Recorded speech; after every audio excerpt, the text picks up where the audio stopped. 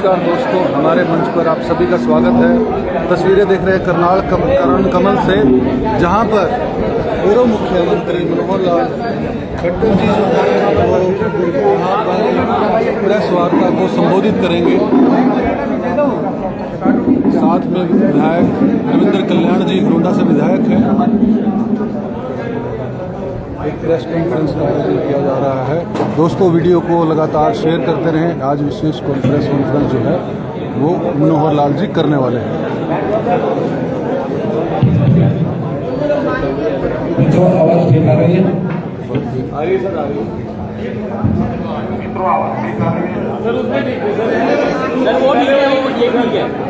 ये ठीक है। लोकतंत्र का जमाना है, जिधर बोल चलता हो बिल्कुल चलती है। धन्यवाद मित्रों, जैसा हमने को पता है कि आज चुनाव प्रचार का आखिरी दिन है और आचार संहिता के हिसाब से सायंकाल 6 बजे के बाद प्रेस शायद नहीं हो सकती होगी, ऐसा मुझे बताया गया है। इसीलिए मुझे लगा कि अपना पूरा प्रचार अभियान है, आज आखिरी दिन आपसे थोड़ी चर्चा कर ली जाए। विषय तो मुख्य रूप से बंद कर दो जी, अपने रखने हैं। आपके जो प्रश्न होंगे कोशिश करूंगा, क्योंकि स्वाभाविक है जो प्रश्न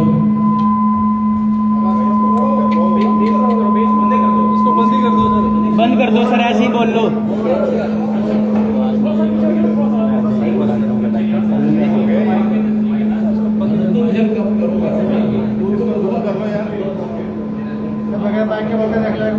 ऐसी आवाज आ जाएगी जी बिना माइक से। पीछे कर दो इसको, पीछे कोने में। तो मित्रों आगे तो आएगी सिट्टी वाले, पीछे कर दो, पीछे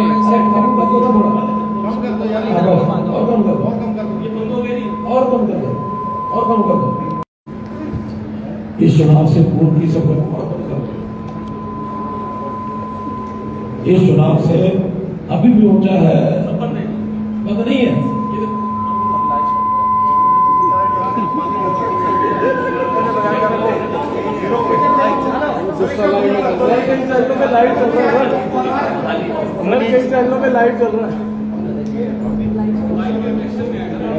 किसी ने कहा था लाइव करने का, अब ठीक है। तो क्योंकि घटनाक्रम इस चुनाव से पूर्व का भी, जैसे अपने को पता है कि प्रदेश में चुनाव हमारे घोषित कब हुए थे, इसी को जानो।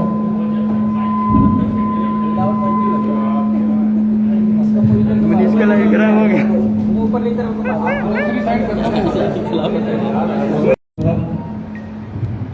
शायद 6 मार्च को बिना ऐसे ही कर दो जी, इसको बंद कर दो, बिना माइक के कर लेते हैं जी। बंद कर दो जी इसको, थोड़ा चेयर आगे कर लो जी प्लीज साहब। थोड़ा सा साथ दे जाए तो भी, जैसा 2 महीने पहले लगभग आचार संहिता शुरू हुई थी। मुझे याद है कि हमारे यहाँ जो देश का दायित्व परिवर्तन हुआ, 11 मार्च की बात है। 12 को हमने मंत्रिमंडल का इस्तीफा दिया था, 13 को नई सरकार का विश्वास प्राप्त हुआ था और 13 को ही हमारे हरियाणा के 6 कैंडिडेट घोषित हो गए थे। 13 मार्च और आज हम बैठे हैं कितना, 23 मई, यानी 2 महीने 10 दिन पहले हमारा जो घोषणा हो गई थी। 4 को उसके बाद वो भी शायद 23-24 मार्च को हो गए थे 4 कैंडिडेट, और लगातार हमने अपना अभियान जारी रखा और आज इस समय शाम को 6 बजे अभियान पूरा हो जाएगा। मुझे इस बात का संतोष है कि जितना हमने अभियान चलाया, पूरे विधानसभा क्षेत्र में विधानसभा रैलियाँ की, नामांकन कराए और हमारा मुख्यमंत्री और मेरा कुल मिलाकर 106 कार्यक्रम हुए, जिसमें 90 विधानसभाएं, साथ में कुछ नामांकन के अलग से कार्यक्रम थे। किसी किसी विधानसभा में 1 या 2 भी हुए, ऐसा उससे 106 में ऐसा मोटा अनुमान है मेरा कि 58 कार्यक्रम तो मुख्यमंत्री जी के हुए और 48 कार्यक्रम मेरे स्वयं के हुए हमने पूरा प्रदेश 14 मार्च तक कंप्लीट किया। 15 मार्च से हम दोनों अपने अपने क्षेत्र में लगे हैं और उस दिन से हमारे केंद्रीय नेताओं के जो कार्यक्रम हैं वो शुरू हो गए।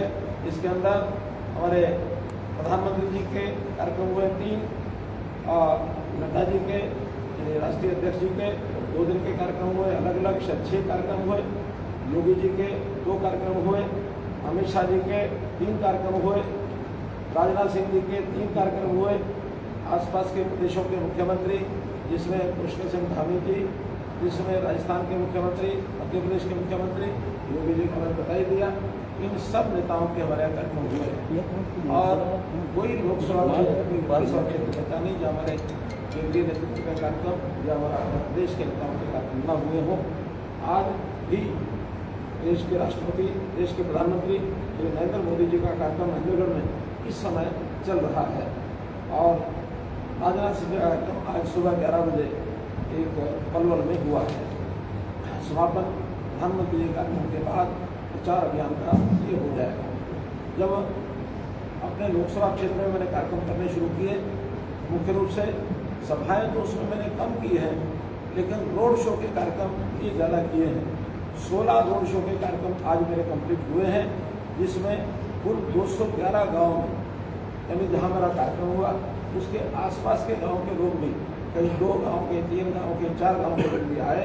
तो मैं समझता हूँ लगभग 300 पंचायतें उसमें कवर हुई हैं जो मैंने स्वयं की है।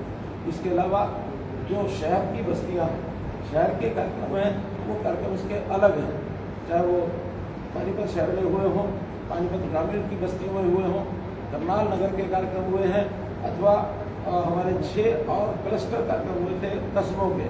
इसके अंदर इंद्री है, इसमें इलोखेड़ी है, इसमें लिसिंग है, इसमें ढोंडा है और असंध है, फिर हमारा स्मालखा है, इसराना मतलोडा है। ऐसे हर एक यानी शहर छोटा बड़ा उसके कार्यक्रम अलग हो गए। मैं समझता हूँ इस प्रकार का एक पूरा अभियान जो हमने किया है, मुझे उससे संतुष्टि है कि कम समय में अधिक कार्यक्रम हमने किए हैं। थोड़ा शरीर बीच में कभी जुकाम है, तो कभी दस्त है, तो कभी गले का मामला है, ये सब चलता रहा है, लेकिन मैं अपने शरीर को इन अंगों का काम अलग मानता हूँ, बाकी शरीर का अलग मानता हूँ। इसलिए अंग ऐसा भी करते रहे, लेकिन पूरा अभियान सायंकाल 6 बजे तक कंप्लीट होगा। अंतिम कार्यक्रम मेरा पानीपत का एक रोड शो अभी सायंकाल 3:30-4 बजे शुरू होगा और 6 बजे तक वो चलेगा। मित्रों, आपको बताने लायक मुख्य बातें और भी हैं, जैसे चुनाव में बहुत सी ऐसी घटनाएँ हुई हैं जो मुझे ध्यान में आती हैं कि उनको विपक्ष की ओर से जिस प्रकार से उछाला गया, उड़ाया गया, या बहुत एक निम्न लेवल पर आकर के भी चीज़ों को उठाया गया है। उसके अंदर अगर मैं सबसे पहले एक बात जो मेरे मन को पीड़ा हुई, कल हमारी विपक्षी पार्टी के जो नेता है राहुल गांधी जी ने जो मीडिया के बारे में कहा, वास्तव में ये सुनकर के मुझे बड़ा अजीब लगा कि मीडिया हमारा 4th पिलर ऑफ डेमोक्रेसी इसको कहते हैं। उसके बारे में कल वो संबोधन में शो में था, मैं सुन रहा था रात को। मेरे प्यारे मित्रों, मेरे प्यारे मीडिया के मित्रों, और साथ ही जोड़ते हैं कि मीडिया के लोगों को मित्र कहना तो पड़ता है, लेकिन ये मित्र है नहीं। और ये जो लोग हैं ये ऐसा लिखते हैं, वैसा लिखते हैं, ये लिखते हैं, वो लिखते हैं।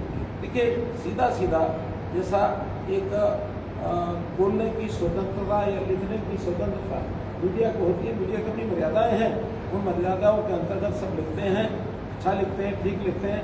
आलोचना भी पढ़ना, सुनना ये आदमी का मादा होना चाहिए।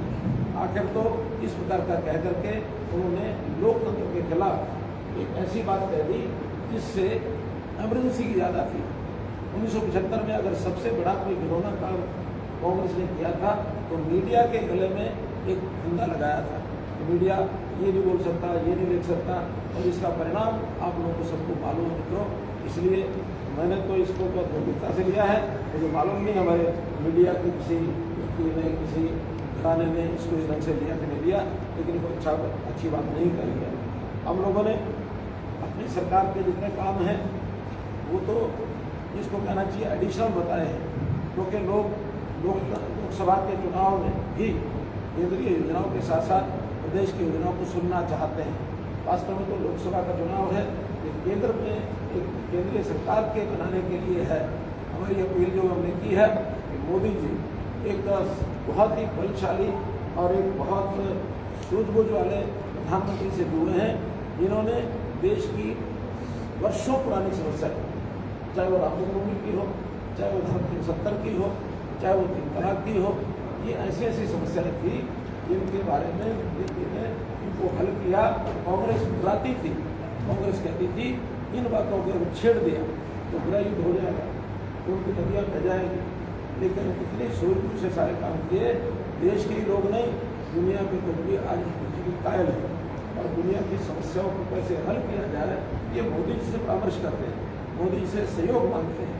इसलिए मित्रों, मैं तो मोदी जी के विषयों को जनता के सामने रखा है और जनता इसमें अपना समर्थन जाहिर करती है।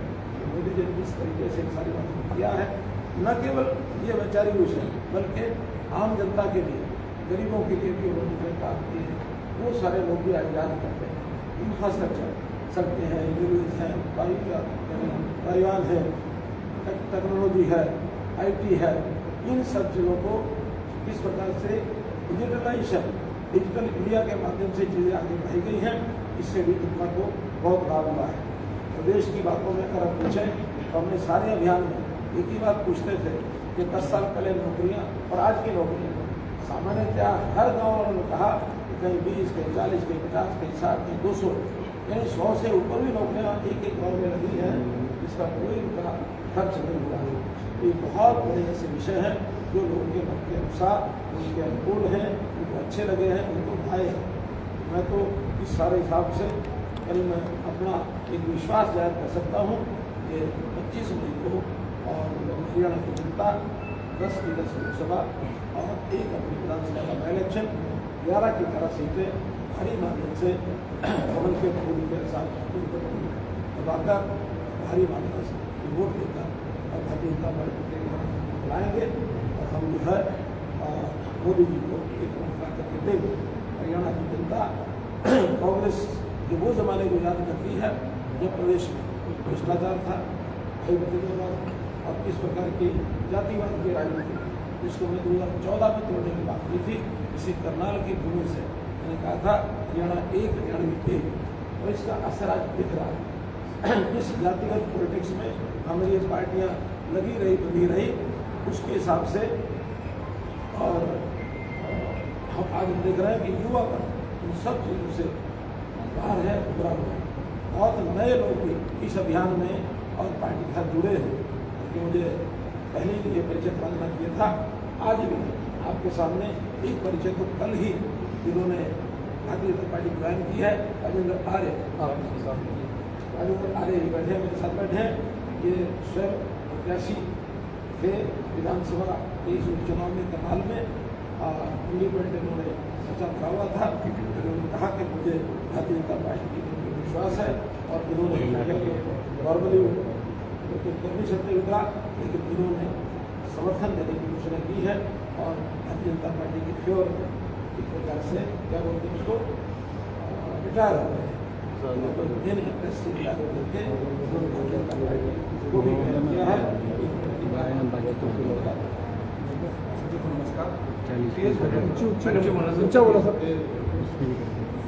मैं राजेंद्र आर्य दादुपुर, राष्ट्रीय अध्यक्ष भारतीय किसान मजदूर नौजवान यूनियन, संस्थापक राष्ट्रीय अध्यक्ष अखिल भारतीय रोड समाज आरक्षण संघर्ष समिति।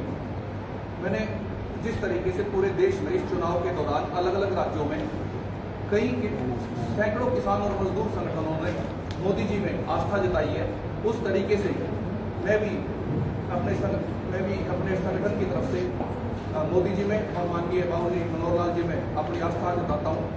और करनाल लोकसभा के क्षेत्र वासियों को ये कहना चाहता हूँ, हरियाणा के लोक पुरुष माननीय मनोहर लाल जी अब केंद्र में जाकर लोकमान्य होने जा रहे हैं और पूरे हरियाणा में अपील करता हूँ 10 की 10 लोकसभा सीटों पर मेरे से जुड़े और सभी किसान मजदूर और खापों से ये अपील करता हूँ, जो गुड गवर्नेंस और जो किसान को विकसित बनाने में जो भारतीय जनता पार्टी सहयोग कर सकती है। और जो भारतीय जनता पार्टी का मैंने प्रोसेस देखा, सिस्टम देखा, उसमें मुझे पूर्ण विश्वास है किसान हित में माननीय मनोहर लाल जी से और माननीय प्रधानमंत्री जी से बेहतर विकल्प नहीं हो सकता। और माननीय मनोहर लाल जी प्रदेश के ऐसे पहले मुख्यमंत्री हैं जिनकी गोली से प्रदेश में कोई भी किसान नहीं मरा। बाकी मुख्यमंत्रियों ने कांग्रेस राज में 38 किसान कांग्रेस राज में सरकार की गोलियों से मरे हैं। और माननीय प्रधानमंत्री जी ऐसे देश के पहले प्रधानमंत्री हैं जो लगातार तीसरी बार प्रधानमंत्री बनने जा रहे हैं। और माननीय प्रधानमंत्री जी हैट्रिक लगाने जा रहे हैं। और मैं जब क्रिकेट की भाषा है हैट्रिक, जब कोई प्लेयर हैट्रिक लगाता है कोई बॉलर, तो सभी स्टैंडिंग ओवेशन में खड़े होकर और हौसला बढ़ाते हैं। तो मेरा सभी से निवेदन है कि 25 तारीख को सभी बूथों पे हौसला बढ़ाए और माननीय प्रधानमंत्री जी को ये जो कि देश का चुनाव है ज्यादा से ज्यादा सहयोग और समर्थन। राजेंद्र जी, आप एक हफ्ता पहले मीडिया सेंटर आए थे, आपने कहा था मुख्यमंत्री नायब सिंह सैनी ने गलत नामांकन पत्र भरा जिसके लिए मैं हाईकोर्ट जाऊंगा। आपने कहा था मैं हाईकोर्ट जाऊंगा, एक हफ्ता पहले आप मीडिया सेंटर आए थे।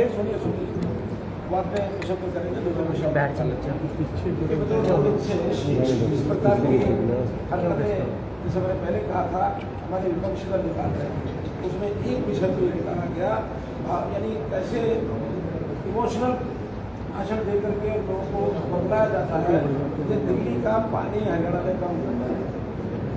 ये कहा गया ना, मेरा ये कहना है कि ये सुप्रीम कोर्ट के निर्देश अनुसार जितना पानी वहाँ देना होता है उतना पानी हम देते हैं। वहाँ 2 रिजर्वायर हर समय भर के देना होता है, हैदरपुर और वजीराबाद। ये हैदरपुर वजीराबाद के दोनों रिजर्वायर भर के देते हैं, लेकिन इन्होंने वो पानी जो हैदरपुर और वजीराबाद को दिया जाता है उसको बीच में से ही काट करके ये अलग अलग स्थानों पर भेजने लग गए हैं, जबकि इनका शेयर से ज़्यादा पानी सुप्रीम कोर्ट के आदेश के अनुसार आज भी हम देते हैं। गर्मी के दिनों में हालांकि गर्मी जब नहीं होती है तो हमारे पास और अतिरिक्त पानी होता है, इनके कहने पर हम वो भी देते हैं कि दिल्ली में पानी की व्यवस्था पूरी हो जाए। लेकिन जब पानी गर्मी में मई के महीने में जून के महीने में कम होता है तो जो शेयर होता है वही जाता है। उस शेयर से आवश्यकता हमारी भी पूरी नहीं होती, दिल्ली में भी कमी रह सकती है। ये कहीं भी संभव नहीं है कि हम हरियाणा की जनता को पैसा मार करके और केवल दिल्ली को पानी देंगे, ये कभी भी संभव हो नहीं सकता। इसमें हम सुप्रीम कोर्ट भी कह चुके हैं कि जितना पानी है रो रेटा शेयर को उनका पूरा मिलेगा, पूरा मिल रहा है, कहीं किसी प्रकार की कमी नहीं है। लेकिन चूँकि पानी ऐसा विषय है इस पर इमोशनल खेलना, इसकी निंदा करता हूँ और इसको डिनाई करता हूँ। इसी प्रकार से रोहतक में दीपेंद्र हुड्डा जो कांग्रेस के प्रत्याशी हैं, उन्होंने खुले रूप से महालक्ष्मी योजना के आधार पर घोषणा पत्र में जो कहा 8,000 रुपया बांटने के लिए फार्म भरवाने शुरू कर दिए, ये सरासर एक वोटर को आकर्षित करने के लिए उन्होंने ऐसा एक घिनौना काम करना शुरू किया। इसकी हमने चुनाव आयोग को शिकायत की है और मुझे लगता है कि चुनाव आयोग निष्पक्ष रूप से और इसका कोई ना कोई संज्ञान लेंगे। तीसरा जो विषय बीच बीच में इक्का दुक्का गाँव के अंदर जो विरोध की बात आती है, आखिर जब भी किसी बस्ती की कोई बात होती है तो वो विरोध का स्वर उठाता है, उठाने की मर्यादा है, सीमा है। लेकिन जिस प्रकार से की 10, 20, 25, 50 लोग इकट्ठे होते हैं, लेकिन वो 25-50 लोग किसान का लबादा उड़ते हैं, सिख का लबादा उड़ते हैं, न वो सच्चे सिख हैं न वो शुरू से किसान हैं। मैं उसकी निंदा करता हूँ। और सवाल ये किया जाता है जो पूछते हैं कि आखिर हमको दिल्ली जाने से क्यों रोका है, उनका प्रश्न होता है। हम कहते हैं पिछली बार तो हमने नहीं रोका था, हमने दिल्ली बॉर्डर तक जाने दिया था, इन्होंने दिल्ली में घुसपैठ करके क्या कुछ किया ये आपको पता, हमको पता। लाल किला के ऊपर एक प्रकार से जैसे दुश्मन की चढ़ाई होती है, इस प्रकार की चढ़ाई की लोकतंत्र का अपमान है। हमारे लिए लाल किला भी यानी प्रधानमंत्री जहाँ से 15 अगस्त का झंडा फहराते हैं उतना ही महत्वपूर्ण है जितना किसी के और के लिए आस्था का एक स्थान होता है। अगर हमारे लिए मंदिर गुरुद्वारे ये पवित्र हैं, इनके प्रति सम्मान का भाव है, चाहे वो चर्च हो चाहे वो मस्जिद हो, हर किसी के लिए अपना अपना आराध्य देवता का स्थान होता है, उसके लिए पवित्र होता है। देश की जनता के लिए ऐसा ही हमारा लाल किला है, ऐसा ही हमारा इंडिया गेट है, ऐसा ही हमारा अन्य जो इस श्रद्धा के स्थान पर जिनका स्थान है वो सारे स्थान ऐसे हैं। ये तो प्रधानमंत्री जी की मैं समझता हूँ सूझबूझ और उनकी सहनशीलता कि उस दिन बड़े प्रेम से प्यार से जो लोग ऊपर चढ़ गए थे, ये मानकर कि अपने समाज के लोग हैं, माथा बिगड़ा है, थोड़ा ठीक हो सकते हैं, समझाएंगे बुझाएंगे, उनको वापस उतार दें, वरना कोई भी दुर्घटना अगर होती तो ये बदनामी हमेशा हमेशा के लिए भारतीय जनता पार्टी की सिर पर रहती। जैसे न्यू स्टार ऑपरेशन आज भी कांग्रेस के सिर के ऊपर एक धब्बा है, कलंक है। जैसे 1984 के दंगे कांग्रेस के ऊपर एक धब्बा है, कलंक है। तो इस प्रकार की घटनाएं देश में न हो, हमारा कोई कदम रहता है। अगर इस प्रकार की घटना करने वाले दिल्ली वहाँ जाके कर सकते हैं तो आखिर हमें भी एडमिशन चलाना आता है। हम पंजाब के ऐसे किसान जो नवादा उड़े हुए हैं, कोई किसान नहीं है, किसानों को तो प्रधानमंत्री जी ने भी और हमने भी हरियाणा सरकार से इतनी सुविधाएं दी हैं। आज हरियाणा का किसान हमारे साथ है। अगर उनको हमने रोका तो इसलिए कई इस प्रकार की घटना फिर से दिल्ली जाके करते हैं, उचित नहीं है। आने जाने के यातायात के साधन खुले हैं, बसों में जाओ, अपनी कारें लेके जाओ, रेलगाड़ी में जाओ, प्लेन में जाओ, लेकिन अब ट्रैक्टर के आगे हथियार बांध करके और एक हमला करने की जैसे मुद्रा होती है, इस प्रकार का एक प्रदर्शन करके जाएंगे तो कभी किसी को अलाउ नहीं किया जाएगा। ये लोकतंत्र का एक निर्देश करने वाली है कि न किसान है न सिख है। कुछ सिख बंधु भी हमारे ये कहते हैं नहीं सिखों को माने जाने दिया, कुछ किसान कहते हैं हम किसानों को माने जाने दिया। मेरा कहना है किसान के नाम से हमारे आदरणीय अन्नदाता है। सिख हमारी कौम का एक शिरमौर कौम है, इसका मैं सम्मान करता हूँ। हमने सिखों के कार्यक्रम पहले भी किए हैं और अभी भी आधे घंटे बाद एक बड़ा सिखों कार्यक्रम मिला है। और आपकी जानकारी के लिए सिख भी दो तरह के होते हैं, केसदारी सिख, एक सहजदारी सिख। आपकी जानकारी है कि नहीं है? मैं केसदारी सिख तो नहीं हूँ, लेकिन सहजदारी सिख हूँ। मैं सिख परंपरा को मानता हूँ। सिख परंपरा को मानने वाले को पता है कि सिख क्या होता है। खालसा पंथ के लिए गुरु गोबिंद सिंह ने सजाई तो उसका हेतु क्या है। इस प्रकार की शरारतें करने के लिए सिख कौम भी अलाउ नहीं करती है। तो शरारती तत्वों को हमेशा रोक कर रखा जाएगा, कोई सहानुभूति नहीं बरती जाएगी। ये चुनाव में अगर आकर के जनमत को अपने साथ लेकर के चुनाव लड़े तो हमें उस पर कोई आपत्ति आना ही चाहिए। बल्कि आपको ध्यान में होगा, भले हमारे विरोध में काम कर रहे हैं आज जलोड़ी जी, क्या नाम करा जलोड़ी, लेकिन मैंने ये बात की प्रशंसा की थी। उन्होंने कहा था कि हाँ किसानों को पार्टी बनाकर चुनाव लड़ना चाहिए और चुनाव में पार्लियामेंट में विधानसभा में जाकर के अपनी बात उठानी चाहिए। ये लोकतांत्रिक तरीका है, करना चाहिए। लेकिन अलोकतांत्रिक तरीकों का निषेध ये देश में कोई भी सरकार कोई भी सिस्टम रहेगा उसको रोकेगा, इसमें किसी को कठिनाई नहीं रहनी चाहिए। आपने राजेंद्र सिंह जी से बात पूछी, ठीक है, राजेंद्र सिंह जी का मन कहीं और था, लेकिन जब मन बदल जाए तो पिछले मन की बातों पर रोक लग जाती है। सर राहुल कल मराठा वीरेंद्र कंवर बयान दिया पंजाबी समुदाय को लेकर, किस तरह से देखते हैं? उन्होंने कहा पंजाबियों ने 9.5 साल लूटा है, आगे भी लूटेंगे और अगर वो दोबारा बन जाते हैं तो रोड समाज को यानी कि टूटना। सर कांग्रेस बीजेपी दोनों के लिए यूज की है, कांग्रेस और बीजेपी दोनों के प्रत्याशियों के लिए इस्तेमाल किए शब्द।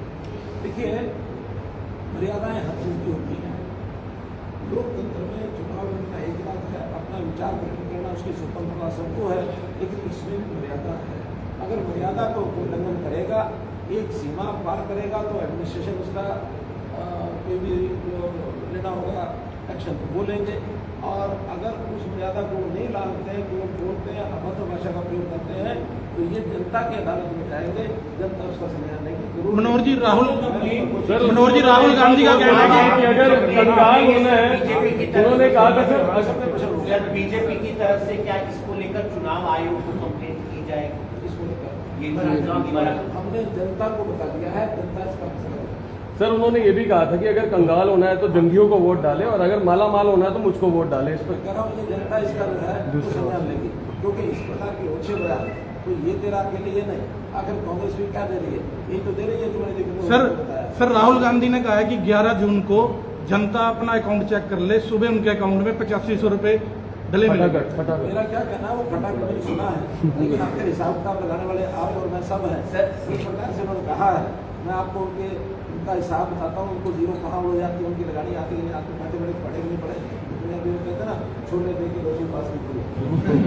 इसलिए उन्होंने कहा कि 1 लाख रुपया देंगे, महिलाओं को नौजवानों को, अगर महिलाओं को नौजवानों को 1 लाख 10 साल का देने लग गए तो मैं पूछना चाहता हूँ ऐसी महिलाएं और ऐसे नौजवान कितने हैं? 8,500 तो बता दिया, ये बताएं कितने खातों में वो डालेंगे? अगर वो कहेंगे 10 लोगों के किसी लोग खाते में डालेंगे तो डाल सकते हैं, कोई दिक्कत नहीं। लेकिन अगर इस संख्या का अनुमान भी आप लगा लें, ये संख्या बनती है लगभग 40 करोड़। 40 करोड़ संख्या बनती है और 40 करोड़ को 1-1 लाख रुपये साल का देंगे तो कुल कितना पैसा हो गया? 40 लाख करोड़।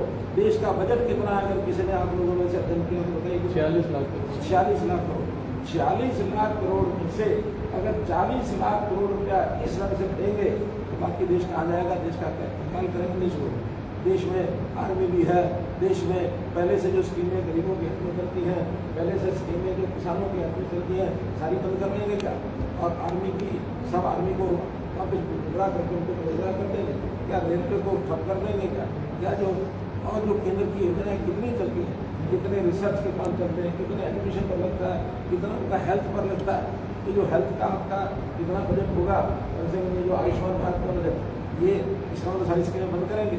48 लाख करोड़ में 40 लाख करोड़ इस एक स्कीम में देने से उनके मैथमेटिक्स की कल्चर, मैथमेटिक्स का ज्ञान ध्यान जाता है। एक बयान दिया है धीरेन्द्र शास्त्री के खिलाफ, उनके कहा कि वो पागल कह रहे हैं, लेकिन उन्होंने उसको भी पागल कहा है। देखिए, बयानबाजी उनकी आपस में दूसरे खिलाफ है। मुझे ज्यादा खाने संतों में शायद इस बयान की निंदा की है। धीरेन्द्र भट्टाचार्य के खिलाफ, धीरेन्द्र शास्त्री के खिलाफ बोला है, ये संतों का अपमान है, नहीं होना चाहिए। संत हमारे ऐसे होते हैं जो समाज में जागरूक करते हैं, समाज में नई पीढ़ी को या बाकी सब छोड़ी संस्कार को ठीक दिशा में चलने के लिए उनकी प्रेरणा रहती है। संतों के प्रति समाज का आदर है। संतों का कोई अपमान करेगा तो इस देश में सब कुछ रावदान सिंह और किरण चौधरी आपस में भिड़ते हुए नजर आए, एक दूसरे की शिकायत कर रहे थे क्योंकि उनकी बेटी का टिकट कटा। हमें तो फायदा है इसका, हमें फायदा है इस प्रकार से। अगर कांग्रेस के लोग मुझे को लड़ते हैं तो कहीं ना कहीं अंदर खाते वो संदेश दे गए हैं। मामले में उनके घर की लड़ाई अगर होती है मुझे क्या नुकसान? नजर आए कि मोदी झूठे आंसुओं से जनता को ब्लैकमेल कर रहा है, रो रो कर दिखा रहा है चुनाव में। मैं बताया ना, जिस प्रकार से राहुल गांधी ने किया है ऐसा आंकड़ा हमने कभी नहीं बताया है। हमने तो जो कहा उसको पूरा करके दिखाया है। अगर आयुष्मान भारत 5 लाख रुपए का बीमा करके दिखाया, आज लाखों लोगों को कम से कम 900 करोड़ रुपया तो हरियाणा दे चुका है। केंद्र से ही आया वो पैसा, हरियाणा के मरीजों को इलाज के बाद 900 करोड़ रुपया दिया जा चुका है। हमने अगर किसानों की फसल बीमा योजना लागू की है, इसके अंदर भी हजारों करोड़ रुपया जा चुका है। हम लगातार योजनाओं को पैसा दे रहे हैं और दे रहे हैं ऐसा नहीं है। हमने व्यवस्था ऐसी बनाई है कि उसमें रेवेन्यू भी हमको प्राप्त आता है। 2017 के अंदर आपको पता है मोदी जी ने GST का एक प्रावधान किया था, विरोध हुआ था, खूब हुआ था, लेकिन आज वही हमारे व्यापारी भाई कहते इससे बढ़िया कोई व्यवस्था हो नहीं सकती। और आपकी जानकारी के लिए उस GST में पिछले महीने का रिकॉर्ड है 2 लाख करोड़ रुपया एक महीने में रेवेन्यू आया GST का। हम लेते भी हैं, देते भी हैं, हम फ्री भी बांटते हैं। हम महिलाओं को 1-1 लाख रुपया लखपति दीदी के नाम से सेल्फ हेल्प ग्रुप में काम करेंगी। उनका सामान वो बनेगा, बाजार में बिकवाएंगे। करनाल में साझा बाजार खोला गया है और मुझे लगता है उसमें कुछ बहनों ने कुछ ग्रुप्स ने उसका लाभ उठाया होगा। हमने ड्रोन दीदी कहा है तो ड्रोन की ट्रेनिंग देंगे, केवल ड्रोन देंगे ताकि उसका उपयोग वो कर सकें। तबाह के खिलाने में उनको कोई दिक्कत नहीं है, लोगों को हुनर स्कीम देने में कोई दिक्कत नहीं है। बहुत बात नहीं किया, कोई भी इसके लिए तैयार नहीं है। और ये जो आंकड़े जो वो मुफ्त के देते हैं, हम आंकड़े देते हैं काम के। हम काम के नाते से आखिर करोड़ों लोगों के घरों में शौचालय बनवा के दिए गए नहीं दिए। आज कोई घर ऐसा नहीं है देश का जिसके घर में शौचालय नहीं है। आज कोई घर नहीं है देश का ऐसा जिसके घर में सिलेंडर नहीं है, गैस का सिलेंडर नहीं है। आखिर हम करके आंकड़े बताते हैं, हवा में नहीं खाते।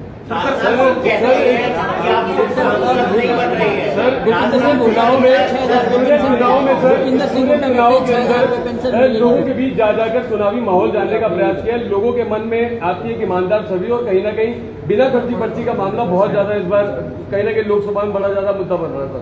अच्छी बात है।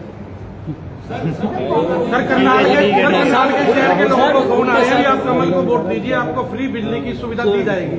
करनाल शहर के लोगों पे फोन आ रहे हैं, कमल का बटन दबाने पे फ्री बिजली की सुविधा दी जाएगी। हम केवल मुफ्त नहीं देंगे, बल्कि कुछ ना कुछ पैसा गरीबों के घर भेजेंगे। सुनिए कैसे, ये बनाइए प्रधानमंत्री जी ने कि सोलर के जो सिस्टम है हर घर के ऊपर लगाया जाएगा, उसके कारण से बिजली पैदा होगी और उस बिजली का जितना उत्पादन है उसमें जो घर में खपत होगी वो फ्री जीरो बिल हो जाएगा। जो बाकी बचेगी ग्रिड में ले जाएंगे और ग्रिड में ले जाने के बाद उसका अकाउंट रखा जाएगा। वो पैसा साल के बाद अगर एक्स्ट्रा बिजली मिल गई है साल के बाद उसको पेमेंट की जाएगी। ये हमारे चाहे किसान हो चाहे हमारे गरीबों के घर वाले जो लगाएंगे उसका ऑपरेटर्स, ये बिजली उत्पादक जैसे किसान फसल पैदा करता है ऐसी बिजली पैदा करेंगे हम तुमको घूमने के लिए। और सर यहाँ एक ये कहा कि आप सांसद नहीं बन रहे, कुछ और बन रहे हैं, राष्ट्रीय अध्यक्ष, केंद्र में मंत्री या फिर कुछ और। देखिए ये बात केवल नरेंद्र मोदी जी बता सकते हैं या राजनाथ सिंह बता सकते हैं। आप नए जनता ये तो अपमान लगा सकते हैं। उल्टा साहब कहते हैं 6,000 रुपये पेंशन देंगे, उल्टा साहब कहते हैं जी। क्या किया जाएगा? अग्निवीर योजना को कूड़े में डाल दिया जाएगा। अगर वो अग्निवीर को कूड़े में डालेंगे तो जनता उनको पहले कूड़े में डालेगी। अगर वो कूड़े में चले गए तो किसी बात की चिंता नहीं, ना नौमन देर होगा ना राधा ना। उल्टा साहब कहते हैं एक मिनट, वोटिंग काफी कम हुई है 5 चरणों के चुनाव में। हरियाणा में हीट वेव चल रही है। छठे चरण के चुनाव में लोगों से कुछ अपील करेंगे, क्योंकि सबसे बड़ा लोकतंत्र का पर्व है जो चुनाव हो रहे हैं। एक बात है, शुरू में पहले चरण में अपेक्षा से कम वोटिंग हुई, लेकिन जैसे जैसे आगे बढ़ते चले गए सेकंड थर्ड फोर्थ 5 चरणों का चुनाव हो चुका है और अब एक्ट बार जैसे पहले होती है वैसे आ गई है। बात ठीक है, ये भी वेव है, इसलिए हमको एक्स्ट्रा ध्यान रखना पड़ेगा। हमने आज भी अपने बूथ लेवल के जो करनाल लोकसभा के 2000 बूथों पर मैंने टाइप किया अभी आधा घंटा पहले उनको कहा है कि वोटों को घर से निकालना, हर प्रकार की व्यवस्था रिक्शा से लाएं, रिक्शा से लाएं या अपनी उनकी गाड़ी हो रेंज करें घर जा करके या साइकिल तक वोटिंग पूरी हो। देखिए वोटिंग अधिक होना ये लोकतंत्र की जीत है, भाजपा को ज्यादा हो ये भाजपा की जीत है। आप करनाल के विधायक रहे हैं, एक काम और भी कर लो, थोड़ा देर हो रही है तो कर लो। देखिए आज इसी समय आम आदमी पार्टी को छोड़ करके हमारे 3 लोग ज्वाइन कर रहे हैं। पहला नवीन जो प्रदेश के युवा उपाध्यक्ष है, ये हमारे आम आदमी पार्टी छोड़ करके आए हैं और इनको इस समय ही लगा के आम आदमी पार्टी की जो जैसी नीतियाँ देख सकते हैं आम आदमी पार्टी को छोड़कर जो है कुछ लोग ज्वाइन कर रहे हैं नेता। नवीन जो आम आदमी पार्टी के कई कार्यकर्ताओं ने बीजेपी ज्वाइन की, जो कि मनोहर लाल खट्टर और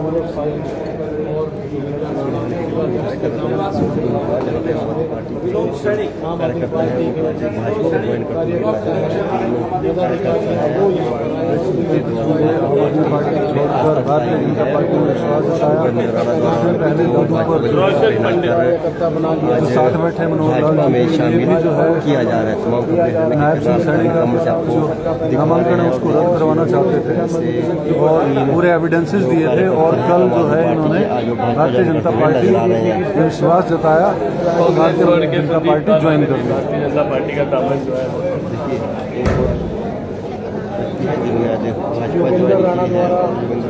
भाजपा भाजपा की जो संसद है वो BJP Chaudhary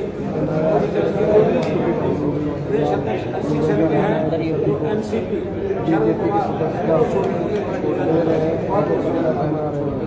Madan Kaushik x senior vice president Congress जुमला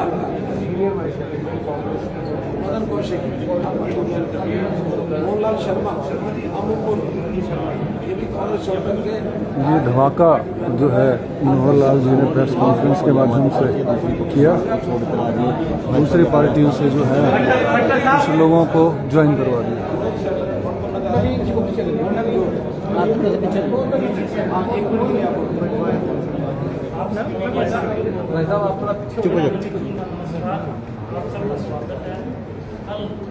लोकसभा प्रत्याशी कुरुक्षेत्र से आम आदमी पार्टी के प्रदेश अध्यक्ष सुशील गुप्ता जी ने जिस तरह से मेरे गुरु और भारत के प्रसिद्ध संत धीरेन्द्र कृष्ण शास्त्री जी का अपमान किया है, उनके पूजनीय पिताजी का अपमान किया है, ये संतों की भूमि है।